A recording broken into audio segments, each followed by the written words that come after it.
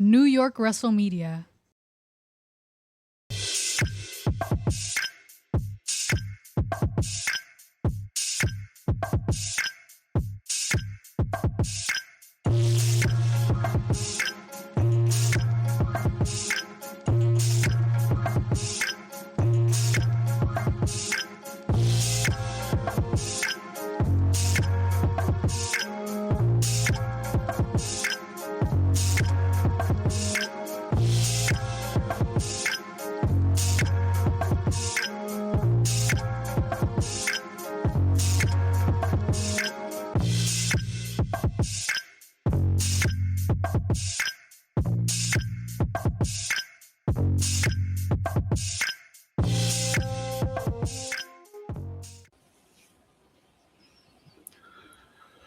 Oh boy, we are back once again, and a very eventful day already where a ruler became a king, the genius of the sky has become a queen, and the underdog from the underground finally wins the big one. Ah. But we're not here to talk about all that fun stuff. We're going to talk about what's going to happen in 24 hours, where, once again, the Forbidden Door, is it open or has it been demolished at this point? I don't know. We'll debate that. I think But- it's just been swinging open for the last couple of years at this point. We'll get into it. But yeah, the Forbidden Door is once again open, where AEW, New Japan Pro Wrestling, CMLL, and Stardom present Forbidden Door. Mm-hmm. Yeah, right off the bat, does the Forbidden Door still exist? I mean, It's kind of hard. I've seen a couple of people debating this at this point. Like, should they continue with this whole concept or not? It's kind of hard to keep the Forbidden Door concept going when you constantly have CMML guys and women and Stardom guys. I mean, Stardom girls and New Japan guys in and out throughout the year. yeah, when you see them on a week-to-week basis. Right. So maybe it's time that they start to, if they want to keep the concept, maybe they can start to reintroduce some of these other promotions in. Maybe they, they're having, developing relationships with some of these promotions where they have their shows on the MyAW app. Maybe they could do a show where it just features them, Yeah, well, we've also heard Tony Khan say that he wants to get, well, this is not really related to the Forbidden Door stuff, but like, he wants to work with a lot of independents for my AEW stuff. Right. So, I mean, there's a lot of wrestling companies out there, but I think it's more of talent-wise, who would you use? Because I mean, a lot everybody is maybe exclusive or just does random appearances for special companies, but I mean, a lot of these people that we honestly see them on a week-to-week basis on Dynamite and Collision. And if people watch the other stuff like the CMLLs and the New Japans, you're watching AEW guys occasionally pop up there maybe once or twice a month. Right. I mean, and we even have some of the AEW wrestlers have dual contracts now with CMLL. Yeah, which kind of sort of is kind of what Stephanie Vaquer started. Because remember, she did the Forbidden Door show and then she jumped straight to WWE, and I think that threw Tony Khan off. So now it's kind of like, if you're going to work for my company, I want you under a deal with somebody else. It's a kind of exclusivity because he got Persephone on that. He has Thunder Rosa, Claudio, Hechicero. The new Ring of Honor tag champions, fucking Mascara Dorada and Mystico. That's right. Mascara Dorada also is, I think he also has a dual contract. Mm-hmm. And speaking of Mystico, he has 4 belts currently, which is kind of nuts to think. All right, Mystico 4 belts. Yeah, and this used to be this was the original Sin Cara, everybody. Right. But enough about that. But AEW Forbidden Door, what's your overall thoughts going into this show before we talk about the matches? Honestly, the build-up's been kind of okay only. Mm-hmm. It's kind of just like developed almost low key to the point where I'm like, oh, we already have all these matches set up. I didn't even realize, Mm-hmm. It felt like they were so focused on the main matches, basically like Tekla match and the cage match with all the guys in it, and it kind of overshadowed the buildup of any of the other matches that have been added already. Like I wouldn't be able to name some of them off the top of my head. Like as you go through the list, I'll be like, oh yeah, that's right. Well, this show's pretty much built on the two finals for the Owen, and then we have the big steel cage match with all 12 guys, which we'll get The into. Owens, right? And then when you look at the other card where it's supposed to be partnership, relationship stuff with the other companies, it's scarce on this show. Yeah. Very scarce. And one notable person I do want to bring up, I doubt you watch. You follow New Japan Pro Wrestling though, right? I try to, yeah. No, the world champion's not on the show. Right. He's been very like vocal about not being on it. He's boycotting it, and I think Will Ospreay had a retort about it. Yeah, I don't know if it's a shoot or a work, but it's just. You know what? It could all be a work. He may pop up tomorrow. Sorry, I just put my air conditioner on because it got really warm in here. He may pop up tomorrow. You never know. It could and start some shit with Ospreay. Since Ospreay was the one that spoke up and said that he needed to grow a set of balls and represent his company when needed. I guess. But I mean, Yoda Tsuji is not doesn't mince words. He pretty much was like saying that the relationship between AEW and New Japan is pretty much one-sided. And when you look back at the last couple of years, it's been one-sided. Look at all the New Japan guys that have signed to AEW now. They're no longer New Japan wrestlers. I mean, that's their choice. I feel like people like, oh, they're poaching. So there's a reason why they're going. There's got to be a reason why they're leaving New Japan and coming to stateside. And a couple of them even went to WWE. Like, right? So but, it's more of a question of what are these companies offering, but more like what is New Japan not offering them to stay. Yeah, that is true.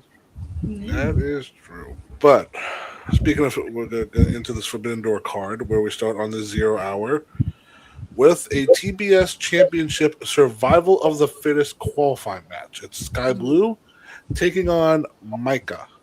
Okay. And I apologize for all the Stardom fans, but I have no clue who this woman is. All respect in the world, but yeah, I hate to admit that I don't follow Stardom like that at all.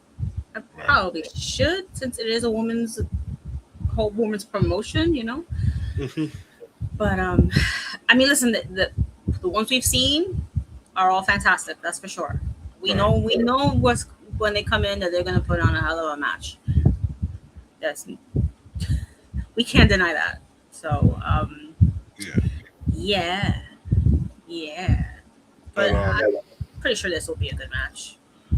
As far as what this match is, what they're fighting about, the TBS title, I should look up who's in this other match because they've been doing other qualifying matches, and I've been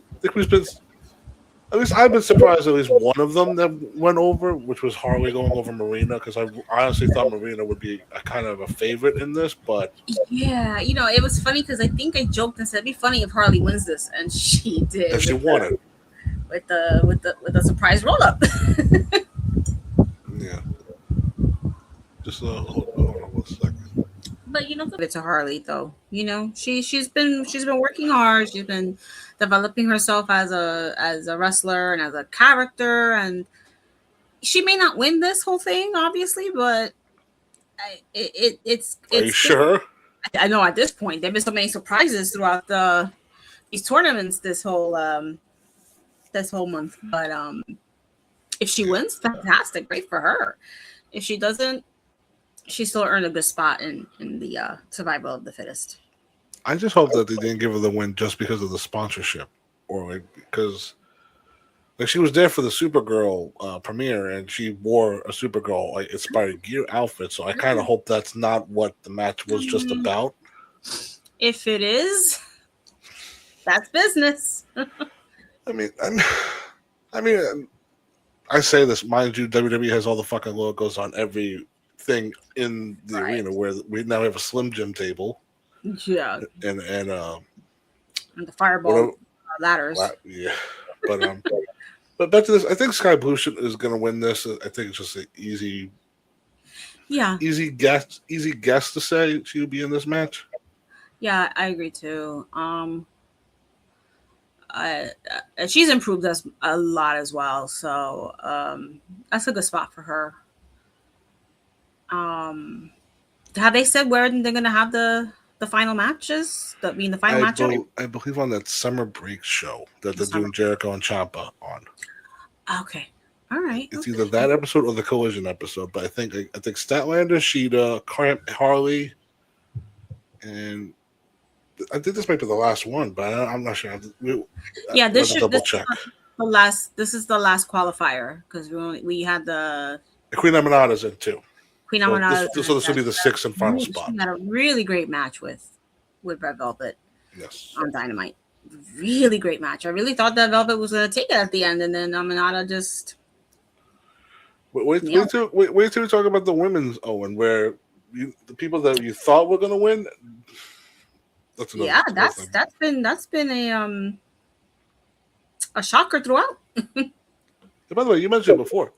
Very tournament heavy this past month with the Owen women stuff and the WWE King of the Ring and Queen of the Ring stuff. Right, that's true. You're absolutely right. Which I mean, honestly, I forgot that was tonight. And it was next week. Yeah. Funny enough, I thought that too, but then it dawned on me too because tomorrow Forbidden Doors is on and Slammiversary is on as well.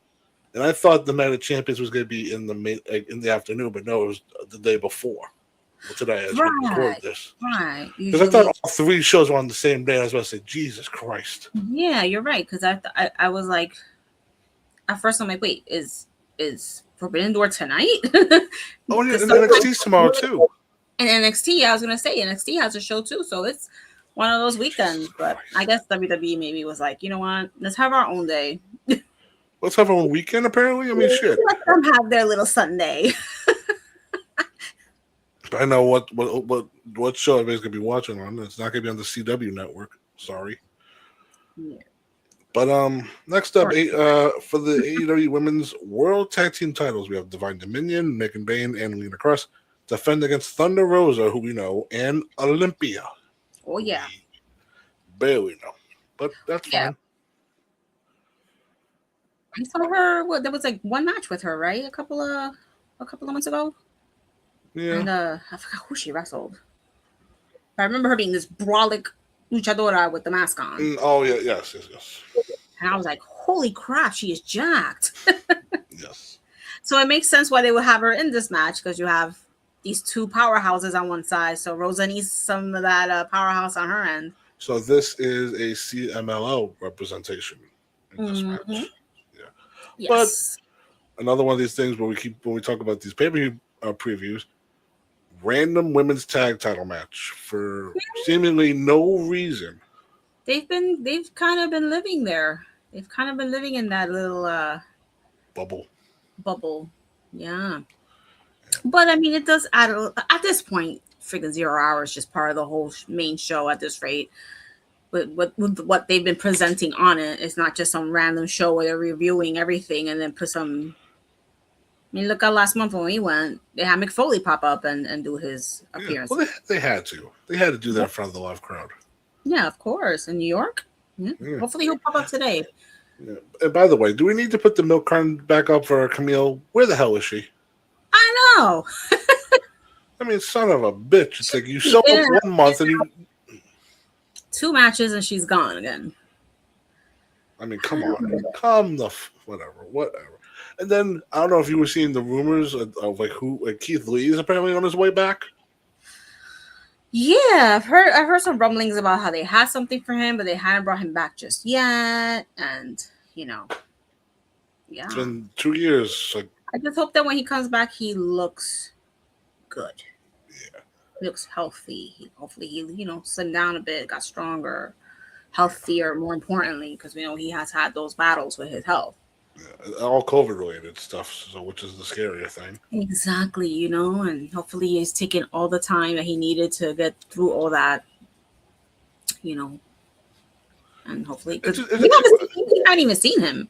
Yeah. By the way, I just laughing a little bit because it's like this shows you how much we care about this match. That we're just like, oh, like Keith Lee is being rumored to be back, but We just it's just like Anyway. Megan and Lena are going to retain. There's no way they're going to Yeah. lose. They're probably going to lose to Jamie and Alex at All In. That's probably where they're going to go, and that's fine. Yeah. Just Exactly. like all these months with all these random tag team matches, even the good one with Anna Jay and Ty Mello, that was Yeah. maybe done a little too fast, but I mean that one's over and done with, and now it's time to move on. Exactly. It's right now. Who? Willow's out. That's a problem. That one team's down. I mean, Mina and Harley could do something. I don't know. I don't know. Yeah. It's I don't know. I guess there's got to be something brewing soon enough. I mean, those 90 days might be coming up soon, right? I'm just Yeah. saying, some of those women there that Mhm. got the X. I mean, a lot of them seem to be ready to come in. Yeah.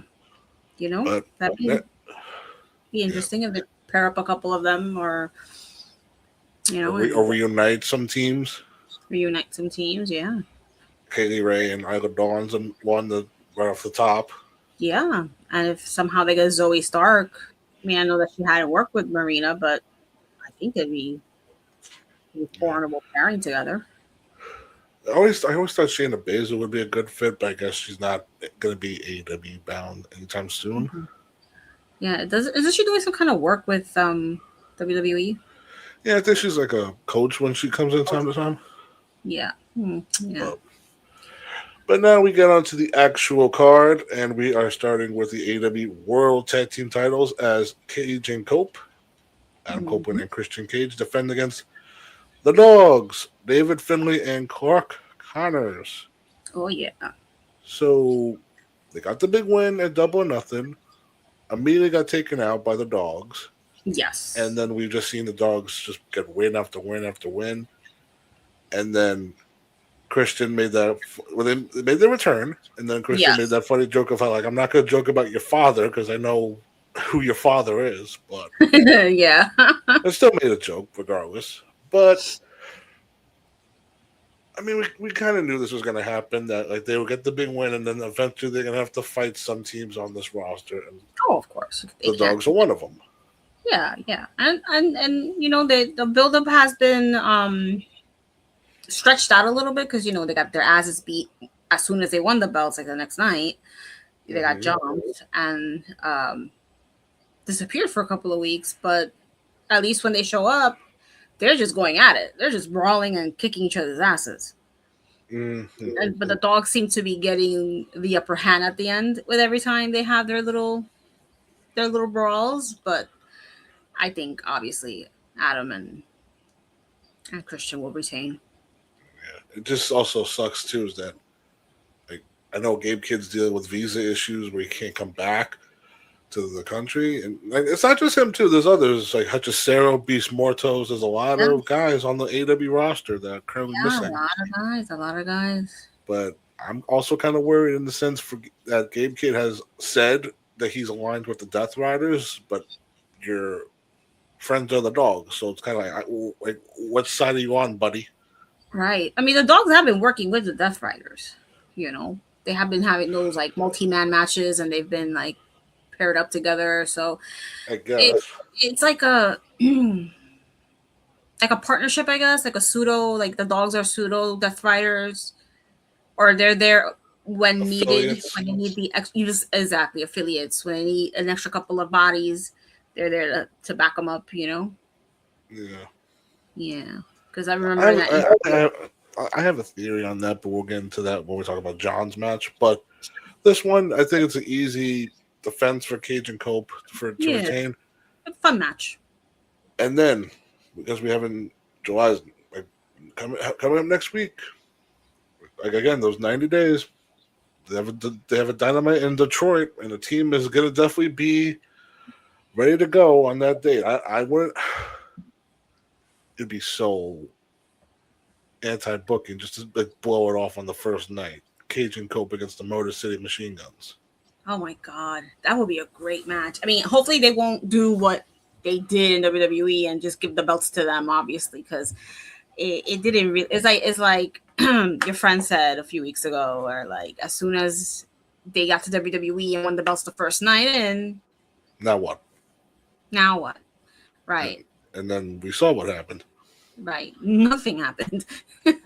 So, I mean, they could start a feud with them on the first night. They don't have to necessarily have a match with them. Yeah. They could come in and at least challenge them for the next pay-per-view. challenge them, right? I mean, I wouldn't want to see them come in as heels and attack them, but maybe they could come in and do a face-to-face in the ring, you know? But yeah, I mean, we have them and possibly also New Day in a couple of weeks after that. Yeah, and that's the team I would want to see come in as heels. Me too. Somebody else was, I think my brother was saying, like, I don't really work as heels. And I get it, but you know what? Sometimes it depends on the formula.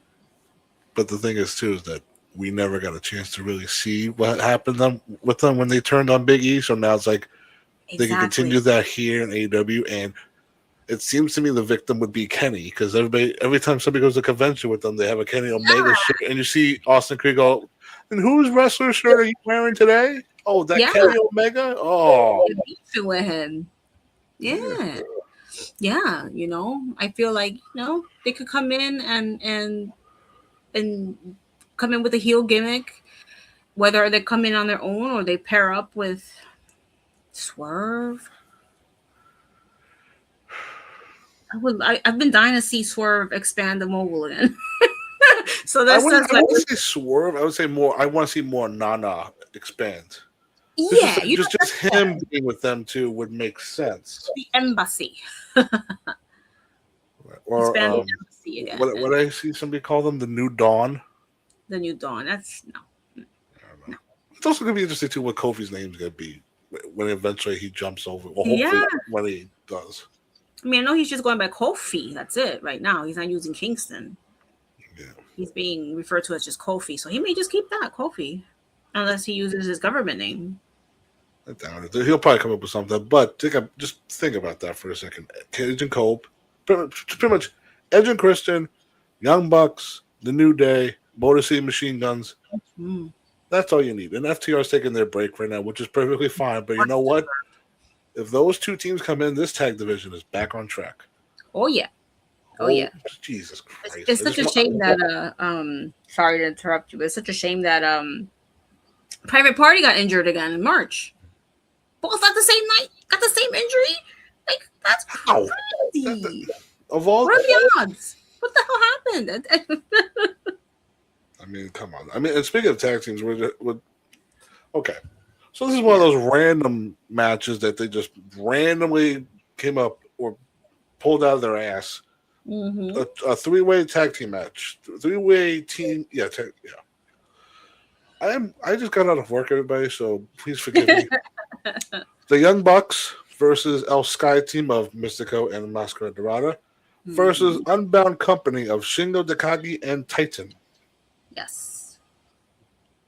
So it's just representing all of them. Just AEW versus CMLL versus New Japan Pro Wrestling. Yeah. I mean, obviously there's no story there, no build up, nothing. Nothing's on the line. But we know it's gonna be a fun match. People are gonna be flying left and right throughout this match, and except Shingo, he's not a real high flyer. Yeah, but regardless. But other than that, it's gonna be a good match. It's gonna be fun. This is more like an exhibition match of the three promotions, I guess. Just see how high that the Luchadors and the Young Bucks can go. Yeah, exactly. Exhibition match, no real meat to it. It's just fun. I mean, I would say the Young Bucks have to win here. This would be an easy win for them. Probably, unless they want to, ride off of the fact that these guys just won the belts. Oh, kind of put them over a little bit more. Like, oh. Right, but I think with what they, because you would hope that Edge and Christian, I'm going to keep calling them that. I don't care about the Cope and Cage thing, but we all know that you would hope that them versus the Bucks at All In is the plan. So you will have to build these guys up and give them some wins. That too. So yeah, I would go with the Young Bucks to be on the safe bet. Yes. Next up, we have for the AEW Continental title as Jon Moxley defends against Bandito. Oh yeah. This one, it's kind of funny how this one was built up where Brodito reunited and they got the win over Moxley and I think Garcia.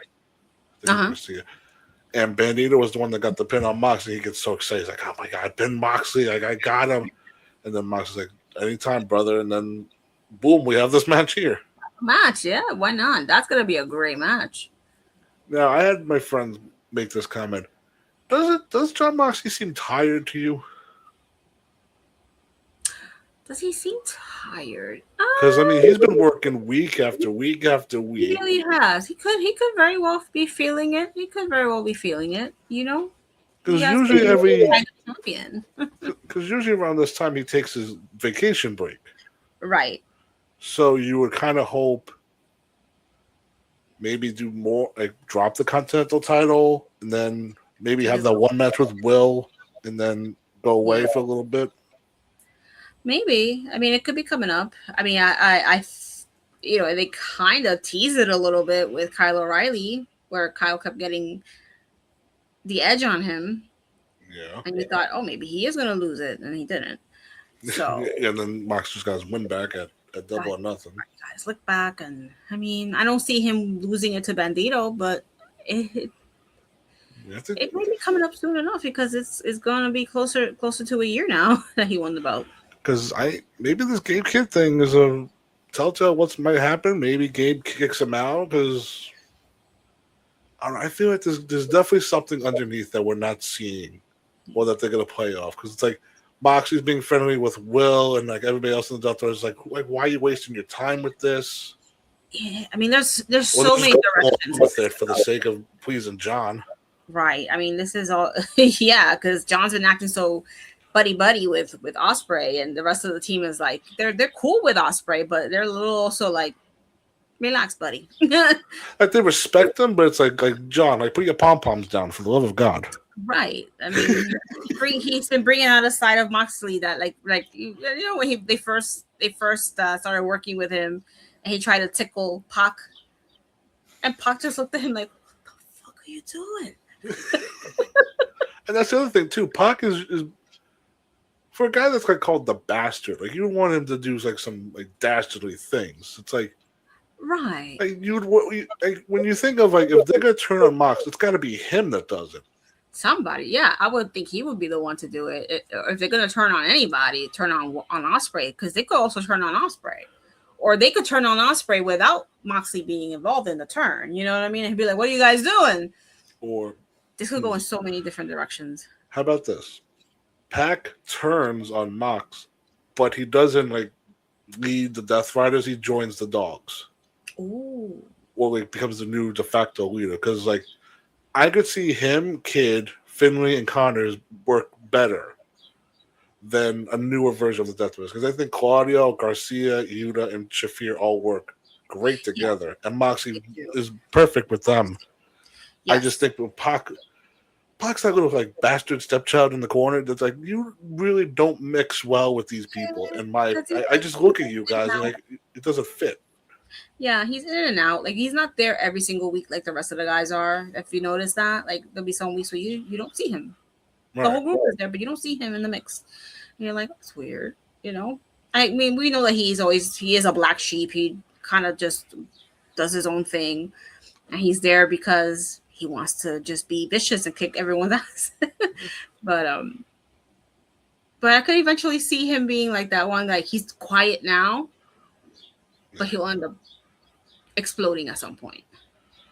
I've had enough of this fucking nonsense of like playtime. He's falling into tubs. He doesn't even know how to stay in the circle. Some stupid shit that just sets him off. That was so funny when Ospreay fell into the tub. Oh yeah. Totally. It has to be something that makes sense. Where it's just like I'm tired of helping the enemy. I want to kill these people. I don't want to fucking help them. Right. I know I'm better than this asshole. Like, Like, what are we doing? We're mentoring. We're not supposed to be mentors. We're supposed to be killers, right? We're the Death Riders, not the Help Riders.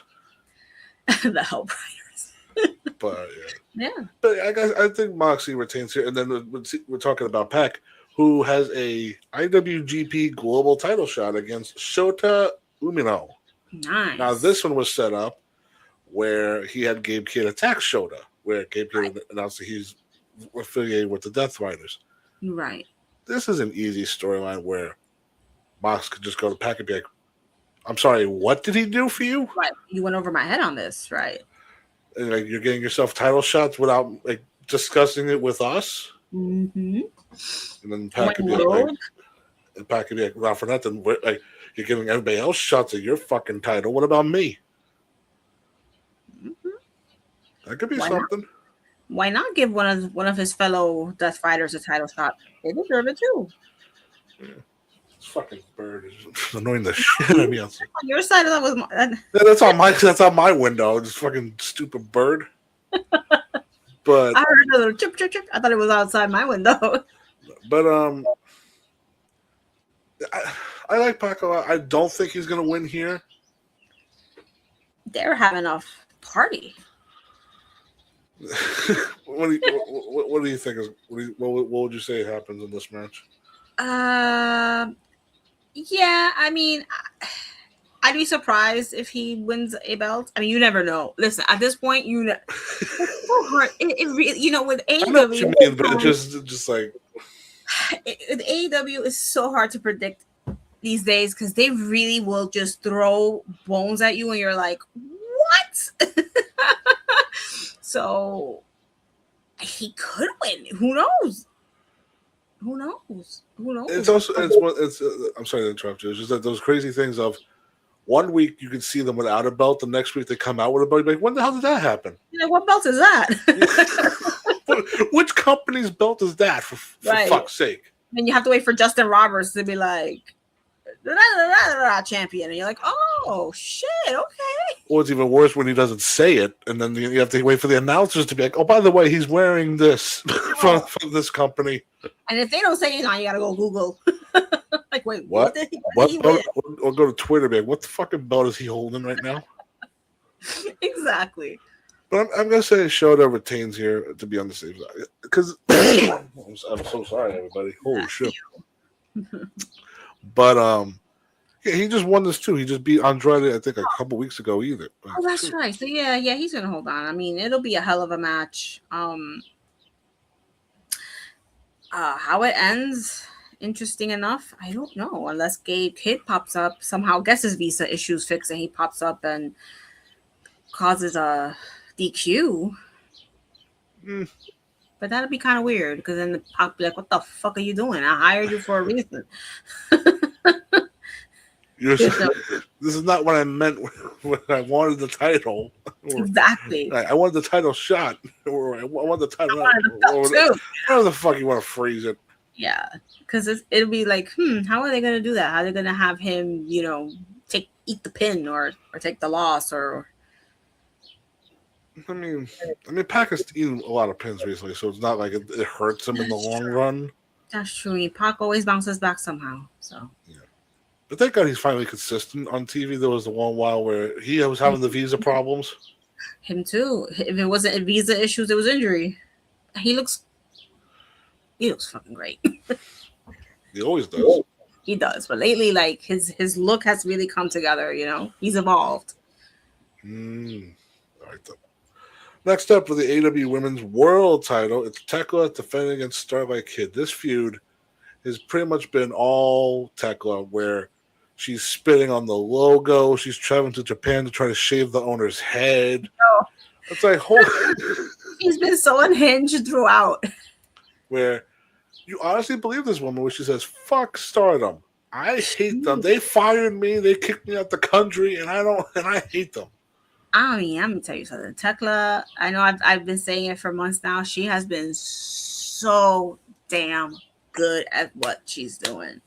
Like, she is not missing anything. Like, everything has been a hit with her. Everything is clicking in her direction. Yeah, just like her, everything, every little word that comes out of her mouth, the way she says it, the way she laughs, the way she walks around with it, just she's gold right now. She literally is a gold mine right now for them. And then the fact that she's like, I'm not going anywhere. This is it. That's even better. I just love that the 1 week where she's like talking about how much she hates Stardom, and she's like, I didn't even want to see that stupid logo. She climbs the ladder and just spits on the Titantron. Loogie on it. Oh, Jesus like, Christ. Girl. the AEW's version of the Hawk Tour. Oh my Lord. but I mean, I'm looking forward to seeing what Starlight Kid can do. So again, this is another one of those talents where I don't really know what I'm expecting going in, but I'm very looking forward to it. Am I mistaken? But did they have a feud when Tekla was in Stardom? I believe she was starting out as Tekla was on her way out. So, I believe that's what this is. Yeah, like they finally get to face each other and have their one-on-one. Right. But I'm gonna say Tekla retains because we're getting so close to All In. There's no way to take this belt off her now. No. They're gonna ride this for a while. Yeah. Next up, someone made. I'm sorry to interrupt, but somebody did make a good point that now that Toni has been out for whatever reason she's out, we don't know yet if it's baby. We don't know, but Tekla's really been carrying the division. She's doing a great job. Yes. So I mean, if they keep the belt on her past All In, I wouldn't be surprised. Well, we'll get into that when we talk about who wins the women's Owen, but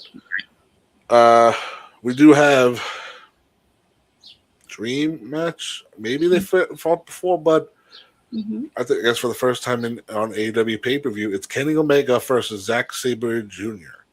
Where again, this was one of those. I think I mentioned this to you because I think Kenny had a match, and in the lower corner, a graphic popped up where it just had Kenny Omega versus Zack Sabre Jr. I immediately messaged you and said, "What? That's how they announced this match? That's it? Just a little graphic in the corner?" Because I know that Zach came out and did a quick little like backstage kind of segment where he challenged him, but it was so like, I'm putting the challenge out, and then they didn't even do the whole. But I think they announced the match first before showing the videos, which threw me off even more. So it's like, wait, this was already official and before this fucker challenged him? Yeah, usually you have like Tony or Excalibur saying, now Tony Khan has made it official. Yeah. We're going to hear that. I would be like, I just heard from TK that he is making this official. But yeah, and not for nothing. This is also the yearly thing of we bring in Zack Sabre Jr. to have a match with one of our AEW guys. They did that. They tried to do it the 1 year with Bryan Danielson, but he was out. That was Claudio's debut into the company. They had him with Orange Cassidy.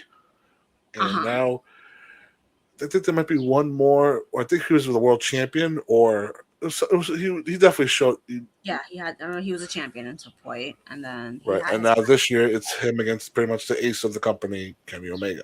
Yeah. I do believe they had a match or two in Japan. Yeah, they've definitely been in the ring before. This is the first time in the States that they're having a match. Yeah. So I'm all for it. I love seeing whenever Zack Sabre is on. I'm like, great, let's go. Yes. He's a treat. But I guess I'll ask you in this way because I figured Zach might be the next guy to come over to AEW. Are you kind of surprised that he's not jumped, or are you kind of happy he's staying where he is? Honestly, I am very surprised that he still hasn't made the move yet, because when he's there, it works. He blends in so seamlessly with any match. I mean, obviously, he's a great worker. He's gonna look great regardless with whoever he's. The freaking bird. I can't. There's nothing I can do. By the stinking bird. If I had a shotgun, I shoot the stupid thing, but I don't. It's like trying to add their 2 cents in or something. I don't know, but I'm very surprised that he hasn't made the jump yet. But I mean, I don't know what his contract is looking like with New Japan, so I wouldn't be surprised that once it's up, he does come over. Because I mean, he is a leader of his own faction, TMDK. Yeah. And by the way, That match that bad dude Tito had with Kenny, that short fucking thing on Collision. Yeah. What the hell was that? I know. I expected more out of that match. Like, I don't even think it went 5 minutes. Yeah, I really expected more out of that match. I'm like, oh, because I was like, Bad Dude Tito's pretty good. I've seen him a few times live in MLW, and I like what he does in the ring. So I'm like, oh, this is gonna be great. And then this, as soon as it started, it ended, and I'm like, really? That was just bad, Tito. That was just bad. Bad Tito. Like, that was disappointing. I wanted to see it at least 10 minutes. Something of substance, but for what I think AEW has planned going forward, Kenny should win this match because it doesn't hurt Zach to lose here. I think it's just pretty much just to see who's the better wrestler. Yeah, Zach doesn't lose anything in losing this match. He's gonna be on an AEW pay-per-view. That's all that matters. I mean, shit, if it's gonna be once or twice a year, this dude pops up. Fuck it. I mean, every time he delivers, he always delivers, whether he wins or loses. So, let's get into the tournament finals first. Let's get the women out of the way. Let's do them first. There's no proper way of saying this. Fuck, Jesus Christ! Women's Owen Hart final. It's Mercedes Moné. We'll get into that versus Maya World. We'll also get into this. Two women that were not originally in the bracket from the fucking start. Exactly. How do you feel about that? I don't know, because it makes you wonder. Like, so then, what was the plan originally before Willow got injured, and I forgot who it was that also got injured. Like, was it supposed to be them going into the tournament? Like, were they the ones that Tony was hoping to kind of have in the finals? So it could be a Forbidden Door / Owen final? Well, you mentioned her name before. I heard that originally Tony was going to win this. Tony Storm. Yeah, I saw that too. So we could get the Tony Storm Tekla face off. Because I don't think they've faced off the singles proper.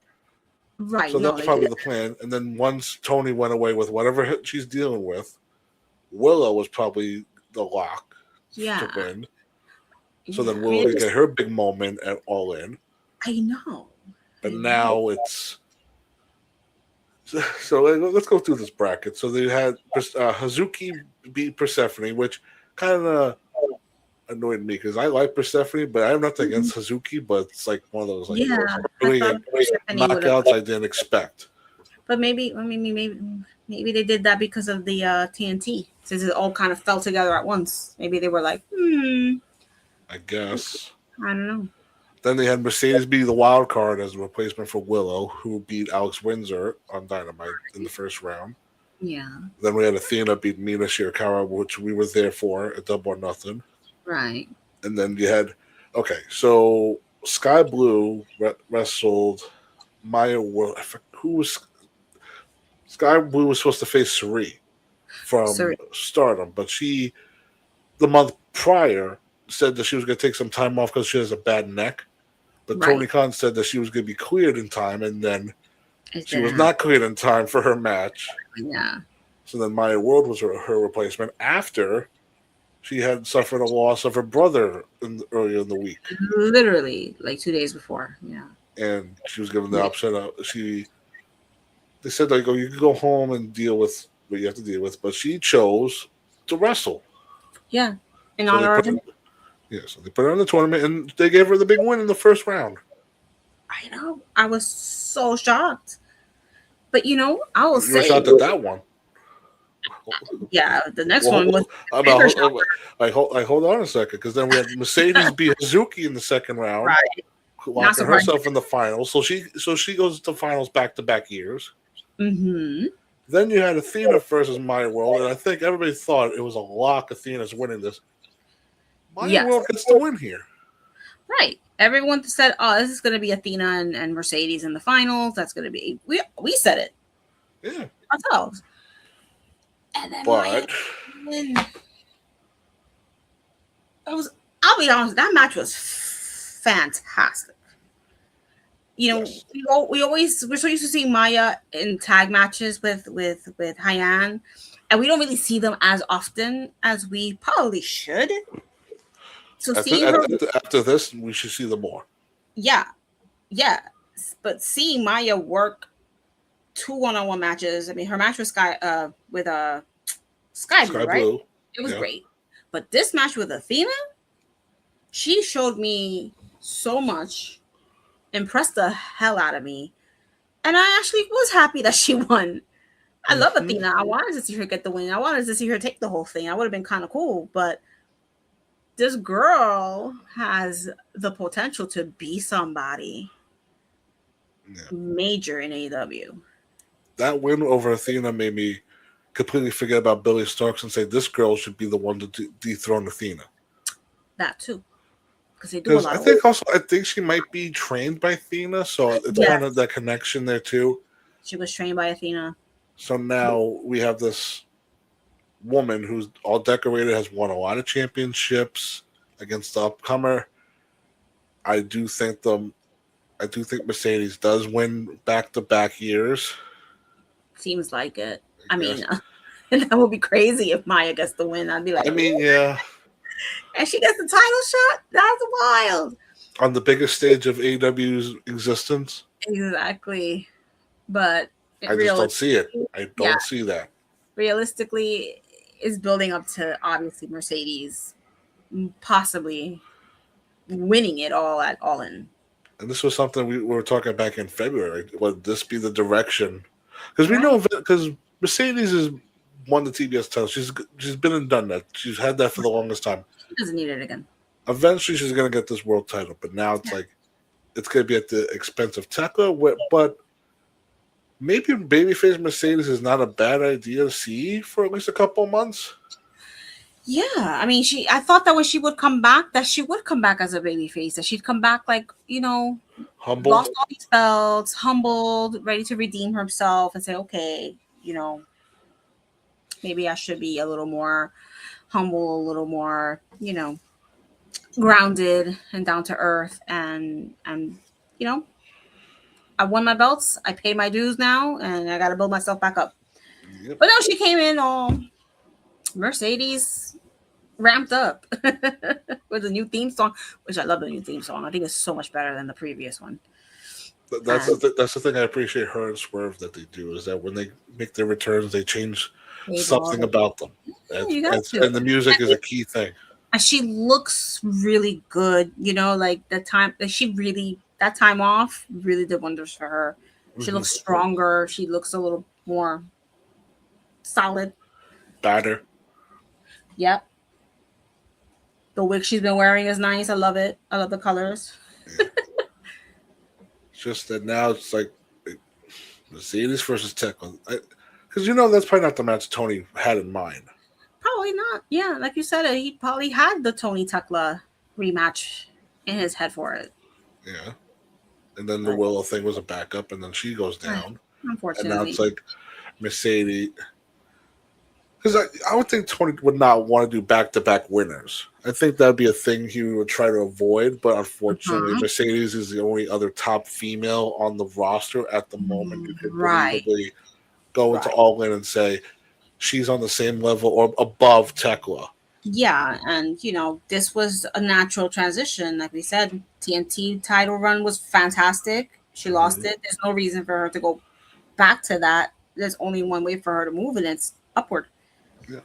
So, it would make sense to see her win it at All In, but you never know. I mean, shit. I mean, if Maya were to get the win here, I mean, it's just going to be the biggest push of this young girl's career. And you know what? No. This just shows you that when opportunity comes at you, you take it.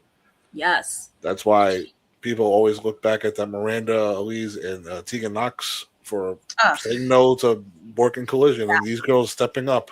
They stepped up. I believe she was even saying like she was on the road heading back home or something when they got the call to turn back around, and they were like, okay, And she's jumping on it. She's like, okay,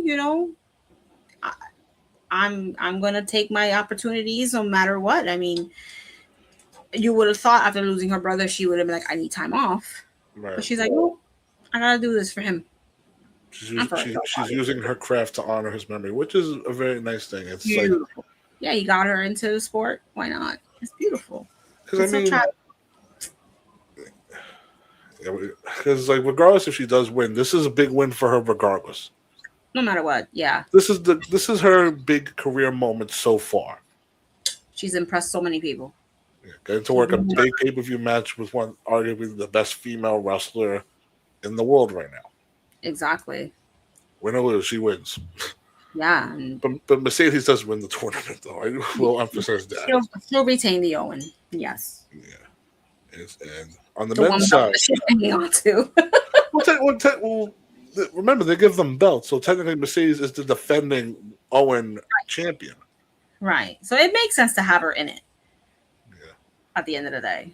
Which is also, you have to think about it, too. It's like, so, like, if say they're not in the tournament next year, they have to get the belt back from them and say, like, okay, I guess we need it back. Need the belt back. Yeah.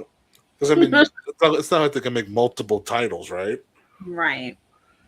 Men's Owen Hart tournament final. And it's funny enough, this was a Forbidden Door main event, not like 2 years ago. Mm-hmm. But Will Ospreay versus Swerve Strickland. Now, yes. This was the polar opposite of the women's Owen, where when we looked at this tournament, that's the finals. It's Ospreay versus Strickland. Yeah, we see where this is going. Ospreay defeats Samoa Joe at Double or Nothing. We were there for that match. Awesome. But he had an even better match with Mark Davis in the semifinals. Yeah. That match was fucking really awesome. Great. Always, yeah. Then Swerve defeated Bandito in the first round, and then he beat his partner, Brody King, in the semis. Yes. And now we are here, and I do want to get your thoughts on the promo that they did last week, where Ospreay just had his wedding, and then one joke aside from him doing his wife and then getting and telling her to clean up. What did you think of the overall confrontation between the two? Yeah, I saw some people like, oh, he shouldn't have said that. Like, do you not see the way they communicate on social media with one another? Have a shot every time the fucker said bruv. There. You know, come on. I mean, it was a very intense promo. Very intense promo. You know, they ran back to all the times that they faced off in their careers, and to see them grow and evolve in the way they have since those early days, right? Yeah. I liked it. I mean, I'm trying to recall some of the stuff that was said, but I liked it. He brought up the fact that like, you and me like teamed together to stop the fucking Young Bucks tyranny. Yeah. And now and then when it came down to the death where it was about to break my neck, where the hell were you? Right. Yeah, they kept going back to him. No, it was a really intense. It was an intense promo. Could have been a little shorter. I think that's the common thing I've heard, that it went too long. It went a little too long. You know, we're not used to seeing that on AEW TV. So when it happens, it's like, okay, wrap it up. It was that, and the crowd really didn't react the way you think the crowd should have. Yeah, they were. They. I mean, it could have also been because they were just deeply engrossed in it. Because sometimes, you know, you get so engrossed in something, you don't pop because you're just like, oh, shit. Did he just say that? You know? So they're all kind of just what am I watching right now? Shit. Oh, holy shit, you know? But sometimes you can't really think that, oh, if they're quiet, it's a bad thing. It could just be that they're just really into it in that moment.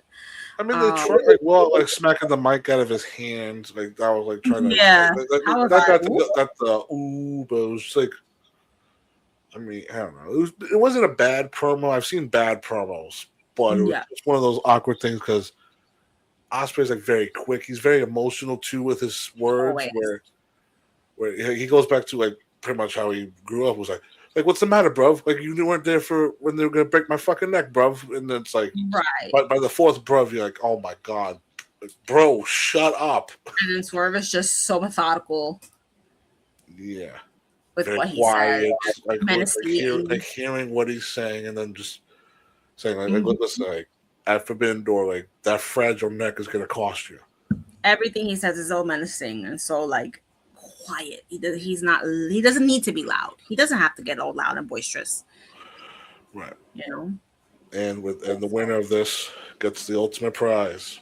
Main Right. event All In for the AEW World Title. And we know who's winning it.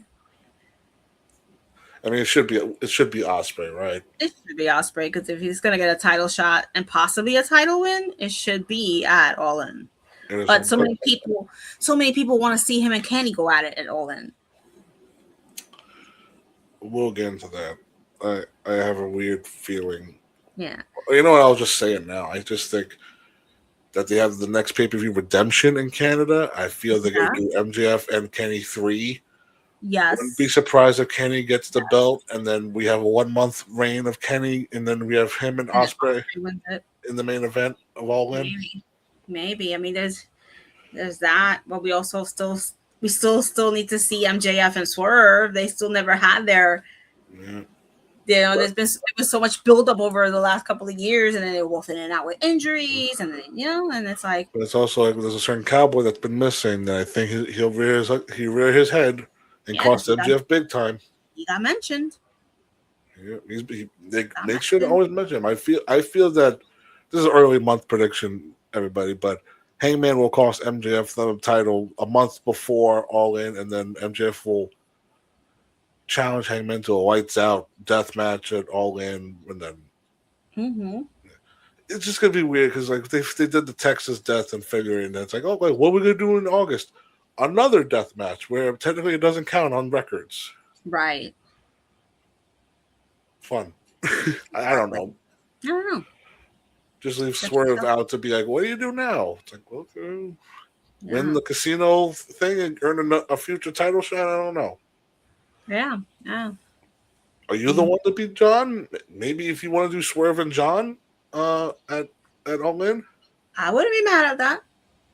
That's one of those rare singles matches that maybe I think we saw once and then never saw it again. Yeah, because I remember that they faced off at the Continental Classic for the first year. Yeah, that was to decide who was going to move on. One of them kissed the other one on the nose, and I was like, I forgot who it was, and I was like, it was probably John.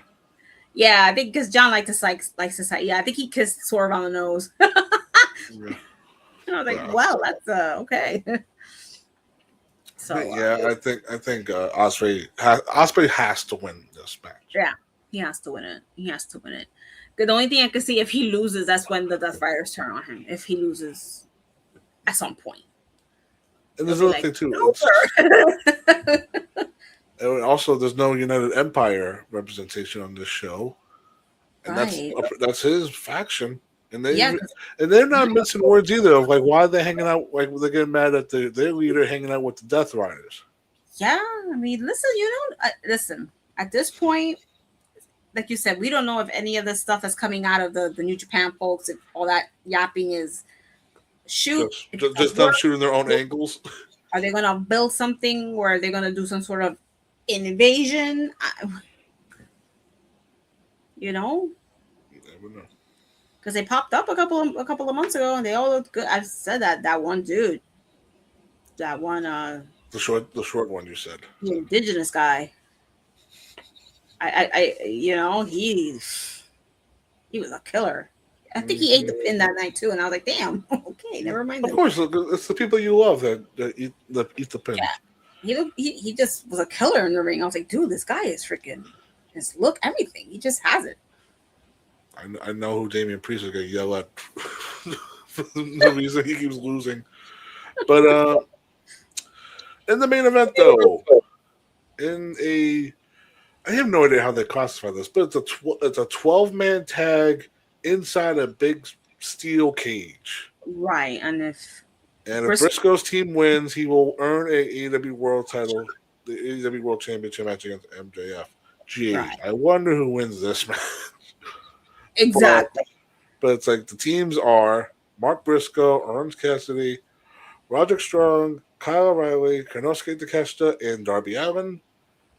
Can't we give Darby a fucking month break after the month he had? I thought he was going to be gone for a while. Me too, but he came right back.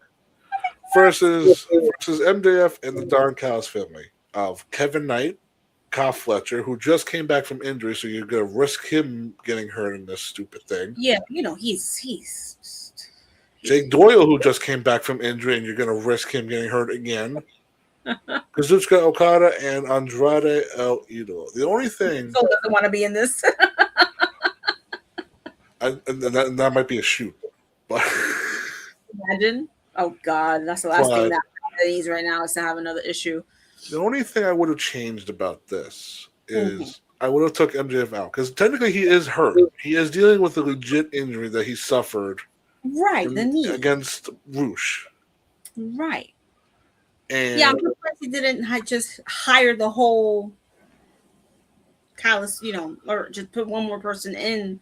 Either Brian Cage or Archer or Davis. Right, and just have him like commentary, throughout the match or something. Or and then do that and also expand the stipulation too, with whoever team conglomeration versus the Don Callis family. Whoever scores the pin gets a title shot. And MJF's like, what? I have to fight one of these 12 pieces of shit? Yeah, because, Andrade will be busting his ass to get that title. He'd be busting his ass to get that pin. So will Kyle Fletcher, and so will Kevin Knight. That's the thing in wrestling too, where when the heels are the one that bicker with each other about the title shot, I don't know how. I don't know. It's always one of those divisive things of like I get it. It's a single thing that you should want to win, but that's the thing too. I mean, you can actually see, like you mentioned, just those three names alone that they've been kind of gunning at MJF.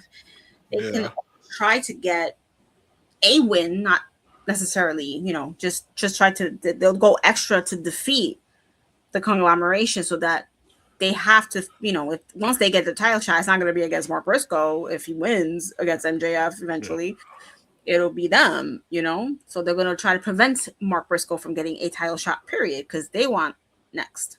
Because then theoretically, say like Darby gets the pin, he just gets he doesn't get the title shot. He gets it from Mark.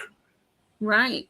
So it's like the finish needs to be Mark pinning one of them. I guess Jake Doyle's the sacrificial lamb that needs to. Most likely, because you're not going to pin the other 5. No, not at all. But Jake seems to be the one that would eat the pin. Right. Because he's got nothing to gain or lose in this match. Right. He's we've already seen that they're going to pair him up with Bryan as a tag team. So. Right. I mean, how they might do a trios thing if Mark Davis is able to come back, which by the way he has a title too. Yeah, and then he has the issues with the Visa too. Right. I mean, Archer, I don't know what I think his contract's up, so maybe he's not good. I don't know if they re-signed him or he's just currently working without a deal. I mean, he may just be wrapping it up too because he doesn't wrestle as often as he plays more of the bodyguard type and has an occasional match because he's pushing 50. Unbelievably. Wardlow's not around. You never know when he's going to be healthy. El Clone, there's no way you're putting him in the damn main event. Hechiceros has visa issues. Mm-hmm. It was funny when they're doing the team pick and Trent Barrera was stepping forward. I'm like, why are you stepping forward? And then when they cut that big promo backstage and then MJF sees them, he's like, what the hell are you guys doing here? Get out of here. I was like, what are you doing? And they're like, what? Like Trent Barrera honestly thought he was going to get selected to be in the main event. I know he was all ready to like he had his shoes and then but then it was funny because he picks Andrade and Andrade's like, are you kidding me? Leave me alone, man. and it's always funny too because he's like, Don, give me title shot. Yeah. Don's like, don't worry, we'll get you title shot. And Andrade's like, oh, by the way, what the hell is this new catchphrase Andrade keeps throwing out there? I was waiting for us to talk about that. What the fuck, man? That shit is annoying. How'd you know? Like, what the hell? How you know? The only time it ever made sense was when he was talking to Leo Rush. And he told Leo Rush, how'd you know? And he was like, he knows. That's the only time that stinking catchphrase makes sense. Other than that, I'm like, where are you going with this? What's the point of just saying, how'd you know? Like, dude. It's just so all this booking is just so weird because like if it's Omega versus Osprey, fine and all in, but it's like you have Grand Slam Mexico. Like I want to see Andrade get the hero's welcome in Mexico against MJF, and that's probably not going to happen if MJF drops the belt beforehand. When is Mexico again? Oh god, I think it's August. August. And when is All In? All In is in July. Is that next month? August. All this is in August. Because I was just thinking to myself, AEW pay-per-view. If tomorrow night, let's say tomorrow night, Mark doesn't win, Conglomeration doesn't win, and Andrade pins somebody to win the match, he could tell MJF, I won this match for you. I want my title shot. Mexico. But that's till August. Okay, so Redemption is July 26th, and All In is August 30th, so that's the end of the month. Okay, so then Team Grand events Slam 4. doesn't say anything. I guess I'll just look up Grand Slam Mexico. Just remember what I said. July for Redemption is 26. Yeah.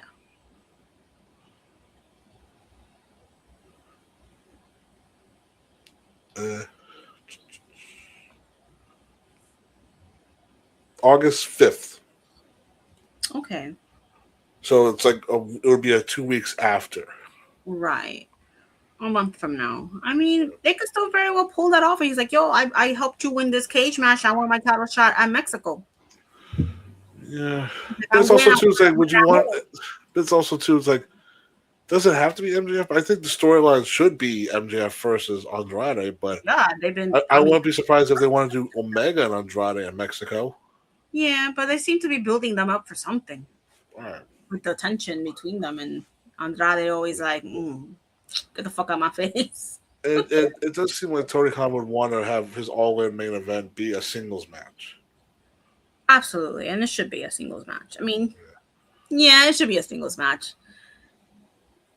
I don't mind triple threat matches and stuff like that, but it should be a one-on-one Osprey and whoever. Kenny. I don't know. You know what? If Kenny is to get a title shot at Redemption, and say like, I feel like they're going to pull another nonsense thing of like, this is going to be your last chance, Kenny, to get a title shot. That might be the one. That might be the one Swerve fucking costs him. Because if Swerve can't win the Owen, he's going to be pissed off. He's like, if I can't get the title shot, damn it, you're not getting the title shot, you EVP fuck. Right. So then you could do Osprey and MJF and Strickland and Omega. Which would make sense. That would make sense. Just so at least like the main four have their bases covered. Yeah, because then we also know Darby versus Kevin at all in. And now that you mention it, Swerve and Kenny still have a little bit of beef there because when Swerve beat the hell out of Kenny. Yeah, Kenny does have a win over him. Yeah, and Kenny went to go do that video game thing. That was the setup. It's Swerve beat the shit out of him. Yeah. But also remember that Kenny was the one that beat Swerve to take his number one contendership. Right, that too. So there's something there that they could play with too. Yeah. Kevin Knight and Darby's definitely a lock for All In. Fletcher and Takeshita. We can't forget about that. Oh yeah, that's happening. Probably any three members of the Callis family going for the trios titles, I can imagine. Right. And then whatever the hell they do with the tag titles with the New Day and Motor City being available. Because if you're Tony Khan, you're not missing the opportunity to bring them in and get them on your biggest show of the year. Are you kidding? Like that's like how he did with Ricochet when he brought Ricochet in at All In. They gotta do it. Even like that, if they have the New Day debut at All In or make a surprise appearance. Right. And then that's their meaning. So they gotta go all out and go. They literally need to go all in for this show. And everything. Because this might be their last show at Wembley. Because next year it might be a different venue. Right. Yeah, because they never know what's going on at Wembley. another Taylor Swift concert or something, you know. But it's also like this year. It's not gonna pull in the numbers it did for the first one, but this is gonna be whatever crowd you can pull in for I mean, Osprey's big title win. apparently they've been Yeah, selling tickets like crazy already, and they don't even have any matches yeah, solidly lined up yet. hopefully by Forbidden Door, this is where they start setting something up, and then we have Redemption next month, Which is set up and more. then we have All In. Yeah, I don't know But why it's definitely an AEW summer of wrestling to look Oh yeah, forward to. WWE wise, it's kind of like maybe I potential. don't because you never know what the hell they're gonna do each week. But Right, we mentioned at the top they just did their King and Queen of the Ring. Now it's time to crown Owen Hart winners, and right. now You got the yeah. Owen. And the thing is, I just mentioned this in the case for Briscoe, where I understand where they're going with this because he does have a win over MJF, so he does deserve a shot. Right. It's just that it's not going to be on the pay per view. It's going to be on a week. It's going to be on the weekly It'll Dynamite, be on Dynamite. Yeah, I mean, unless somehow they do decide to just pull it off and put him on Redemption, which I doubt but it. I doubt it too. I mean, I think this is one of those where he'll get his title shot, if not the same, this coming Wednesday, whatever the next show is. Yeah, that's like I said before. The show that Jericho and Ciampa are Yeah, on, that's probably going to be Briscoe and MJ from the main event on that show. that'll be like their mega Dynamite. Yeah, I think it's like Summer Break episode or Beach Yeah, Break, Beach Break, whatever those episodes are called. yeah, the special episodes.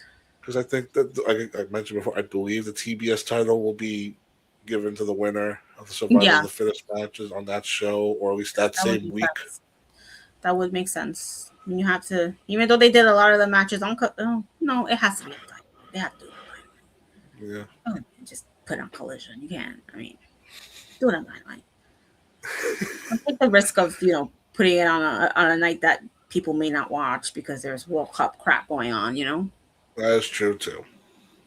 Yeah. But overall, that's our predictions for Forbidden Door. I mean, anything else anything else you think or I don't know. Not really. other I think thoughts this on this is gonna show? be.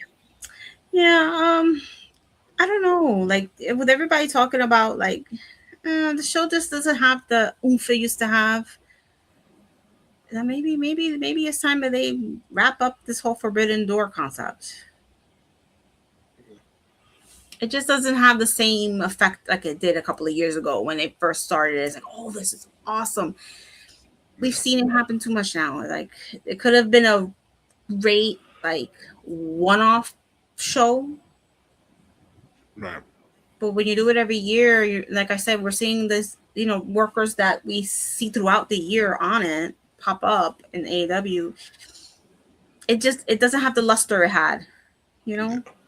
And then So with all the New Japan talent signing with AEW to be exclusive yeah, to exactly. And then AEW, that makes it awkward if you're a New Japan. Be like, yeah, oh, like we gave you all that money and put you right, over, and now you're making more money with yeah. the weird guy that has the big eyes. And then the weird thing is, like I think last year they had Ring of Honor matches on it, and they don't have any this year. Well, there's nothing that defines Ring of Honor at this point. Yeah, but still, either way, you have champions. I mean, I mean, Bandito's a champion, and he's fighting for another belt.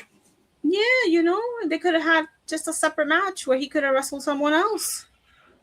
Again, there might be there's noticeable names on the New Japan side that are not on this show, so maybe they do something. I mean, I look at the Calvin Newman thing where because I mean Osprey needs to win, but I kind of hope that he rears his head in the sense of just like oh, like thanks to your buddies in the Death Riders, you're able to win this, right? Will like it's not because Right. of like our support, right? Like trying to start Yeah. some shit up with him. Like you didn't call us back for this. You stuck with the Death Riders. What the hell? You're celebrating with them, and you don't want to celebrate with us. You wanted us before. Now it's like now that you're friends with Moxley after we had the blowout with them. Mm-hmm. Yeah. I mean, there's so. I would love to see some surprises happen when some of these guys pop up and do some crazy shit. You know, especially the ones that have been talking. Like I said, have them pop in and do something so that we'll know for sure if this is all a work or if it's all a shoot or a work shoot, whatever. Yeah. You know, because for me, the show feels very standard. Yeah. Like I said, nothing really besides like the Owens and the top and the the cage match or whatnot. Nothing really stands out in the show. Yeah. You could disregard the other three company logos. Just AEW presents Forbidden Door, which is nothing wrong. I mean, Forbidden Right. Door has been an established name for the last couple of years, so it's not like you could up and change it. But it's just Yeah. the This novelty of Forbidden Door is not a thing anymore because it's just yeah, we see it on a exactly. weekly, monthly basis, every year. Exactly. This is just another AEW pay per view at this point. It's not, you know, it would have been cool if they would have taken it to Japan or Mexico, but no, they're in San Jose, and it's just like it's just another pay per view to me. Like, there's nothing at this point that makes me say, "Oh my god!" Like, I'll watch it, but it's not going to be. I mean, they may surprise me and pull off some really cool crap, but Yeah, yeah, like this is definitely not going to be one of their. It's still going to be a great show, but it's not going to be one of their greatest shows. You it's know? not. It's not gonna be what they said about Double or Nothing, where it's like the greatest wrestling event in wrestling history. This is gonna be just another I wouldn't say Right. average, another great standard AWP, which is nothing wrong, Exactly. but it's just a when you look at this show, you gotta start the build ups Right. for All In because Yeah. you're 2 months out. You gotta That's the start only thing. The only thing I could see them doing is using this show as leverage for All In. This and Redemption, you know? right. I Yeah. mean, Double or Nothing, we got spoiled. Honestly, we got spoiled with a lot of That's, surprises. I know. What a great show, man. But it's just for this one. And it's funny enough. You said like it's in San Jose. I would not have been able to tell you where the hell this show is. Yeah. I knew it was in California. I just couldn't remember if it was LA or San Jose or whatever other city, San Francisco. So I had to, it popped up on something like, oh, yeah, San Jose. Like, of all places, San Jose. Just Yeah. San Diego, maybe. Yeah. But yeah, Yeah, we'll but see. that's pretty much our thoughts on this show. Not, I mean, looking forward to it is, of course, just to see what the matches are going to look like, but kind of hoping for more on this monthly Hmm. pay per view providing. I'm hoping that they give us more than what we've been presented already. So Yeah, yeah. Hopefully, I mean, I don't know if anybody returning from an injury could really change the landscape. I mean, anybody debuting, we're gonna have to see it in the context of how they do it.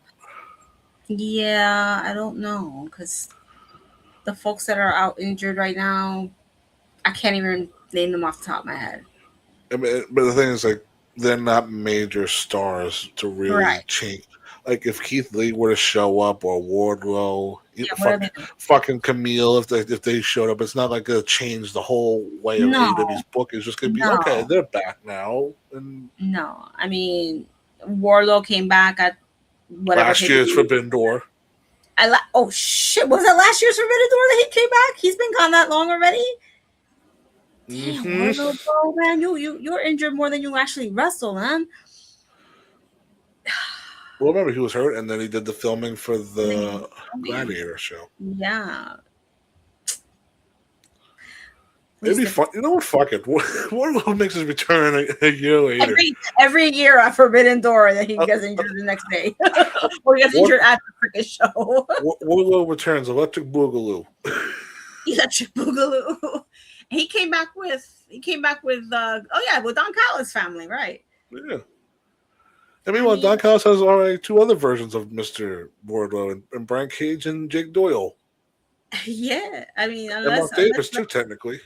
I mean, like you said, you mentioned the whole MJF injury. What if last minute he's like, I'm not gonna be in this match, but I got somebody who will be, and the Warlow comes out.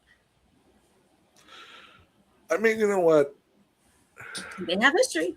I kind of hate Bane's switch, but in that case, it'd be like, you I, know what? Fuck. If MJF were to say, like, listen, the doctor said I can't I'm not wrestle here. tonight, so Don, anybody in your family that could step up, and of all the people, it's gonna be the person that MJF hates the most, the person that he turned on. It's gonna be Yeah. Wardlow. It's gonna be, well, shit. Like, But fine. you'd also be happy too. It's like, okay, beat the hillbilly up, and maybe Wardlow's like, you know what? Fuck you, and just walks out or some shit. Something. Yeah. I'm just manifesting an angle that's not even gonna be close to happening. Listen, you never know. We can never call these shows. I mean, who would have thought last month that Kevin Knight was going to make that heel turn at the very end of Double or Nothing? Stopped us in our tracks. That motherfucker jumped. It's like, oh. We were just walking out, and then literally we were already walking out. It was definitely them saying, like, hold on, don't walk out yet. We got something else. There's more. But, so, AEW has been doing the element of surprise very well. So, yeah. But, all right, where can everybody find us at? You can find us on Instagram at History and Headlocks, and you can find us now on Facebook. We have our official Facebook page, History and Headlocks, and we also are on YouTube under New York Wrestle Media. So you go there and find all of our videos, and also we are streaming on all podcast outlets. So whatever you listen your podcast on, look for New York Wrestle Media, spell it out, New York Wrestle Media, and you'll find us there too. And more episodes of History and Hellas are coming along the way. Our next one will be us talking about our favorite non-American gimmicks around the time of 4th of July weekend, which is going to be one of those funny, interesting episodes to talk about. And then you'll see us back here on the channel shortly after Forbidden Door for us to give our overall thoughts. You'll see me and Jay give our thoughts about Night of Champions as well. Talk about the big upset of Sami Zayn winning the WWE title, the King and the Queen of the Ring stuff, and the build for SummerSlam as well. Yeah. It might be a little juicy with WWE. Maybe they're finally making a little. Maybe you'll watch. Not necessarily, but I'm curious now to see Sammy as a champion finally. Is it going to be a transitional champion? Is it going to be gone before SummerSlam? Will he lose it at SummerSlam? Yeah. Well, I'm saying you'll definitely catch my thoughts along with Jay's on that upcoming video, and a lot more stuff on this channel as well. Yeah, a lot of fun stuff. Press save with Santee. Howard Stern look backs with me and him watching old Howard Stern clips. But of course, the main History and Headlock stuff that is always on the channel. Yes. Long-winded way of just saying, everybody, please like, comment, and subscribe. And everybody have a wonderful day. New York Wrestle Media.